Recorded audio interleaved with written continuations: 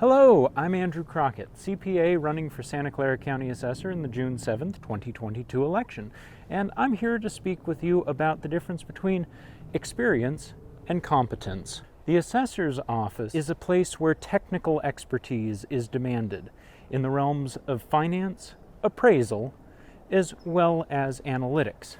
These are things that are not necessarily political in nature, except for the fact that we have this election on who is going to be managing this enormous data processing facility called the Assessor's Office of Santa Clara County. Myself, being a certified appraiser, certified public accountant, as well as a financial analyst, is a very good fit for this job.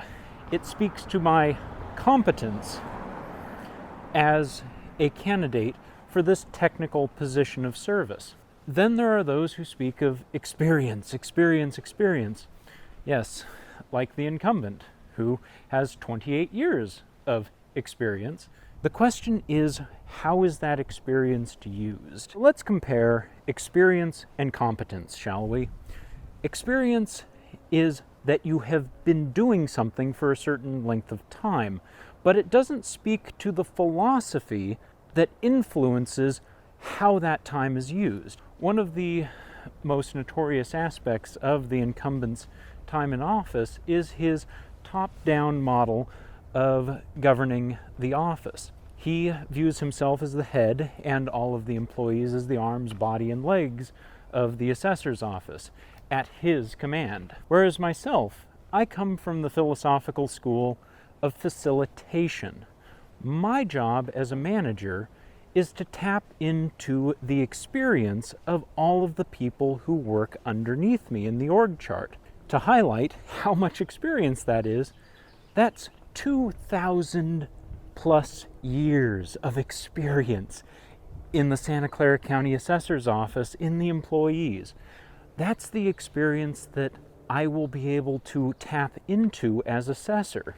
Right now, the 28 years of experience the incumbent has been acting more of a bottle stopper for what this office is capable of than a facilitator, a foundation. In fact, when I spoke of the top-down model, the model that I approach governance with, that I approach management with, the facilitator model is about being a firm foundation to lift up the experience and expertise of the employees so that their genius and expertise can help us solve all of the problems internally of not only managing all of the assessments that need to be added to the assessment roll each year, but also tackling all of the data distribution problems that have been so long ignored by the incumbent. This is why I'm running, is that all that data is super important to you. And helping all of our elected officials have access to that data, to have that data be transparent and available for us to work together to solve the housing crisis, most definitely, but it could also have uses plugging into addressing the climate crisis.